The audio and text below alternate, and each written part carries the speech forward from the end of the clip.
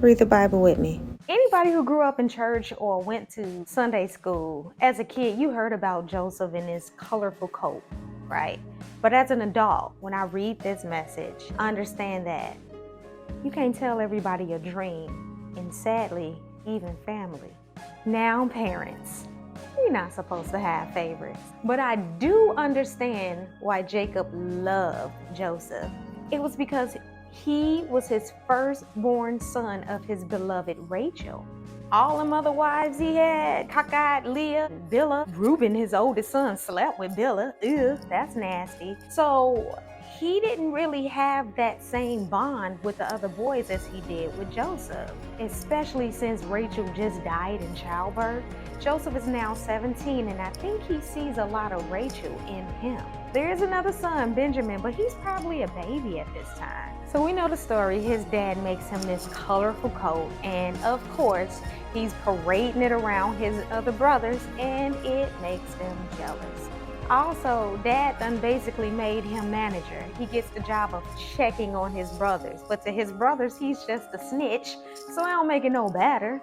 And he has these dreams, these visions from God that he's basically going to rule over his brothers. And you know they don't like that. So Jacob sends Joseph to go and do his job, check on his brothers. They supposed to be in Shechem where Dinah got raped. But instead they're somewhere else, and they spot this colorful coat from a distance running up, and that gives them enough time to plot and scheme on how to kill their own baby brother. So Reuben, the oldest brother, steps in and says, hey, let's not kill him. Let's just throw him in a cistern. There ain't no water in there. We can just tell Dad that he got mauled by an animal or something. But his plan was to go and pull him out just so his brother learns a lesson. So the brothers attack Joseph. They take his coat off. They just rip it off and they throw him in a cistern. And during their lunch break, they saw some Ishmaelites heading to Egypt. And they thought, how about instead of killing them, we just go ahead and sell them to the Ishmaelites? Remember Ishmael and Isaac of Abraham? So they sold their brother to the Ishmaelites for 20 pieces of silver. Side note, Judas betrayed Jesus for 10 pieces of silver. So later on, Reuben goes back to get Joseph from the cistern, and he's not in there. The brothers didn't tell Reuben that they had sold him.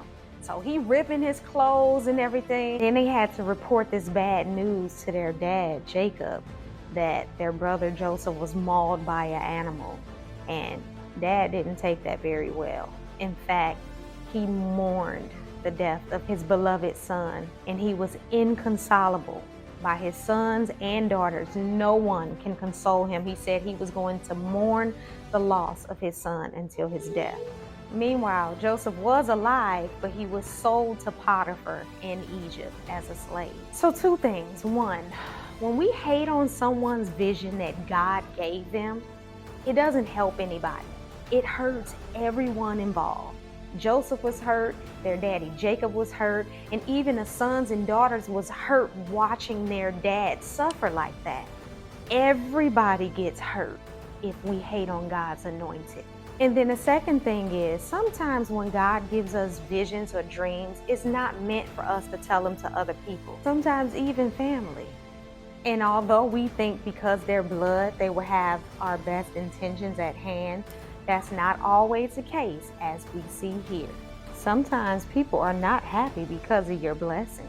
But please stay with me to see how the rest of this story unfolds, because God definitely gave Joseph those dreams and those visions. So the takeaway is, when God is in it, we gonna win it. That was so lame.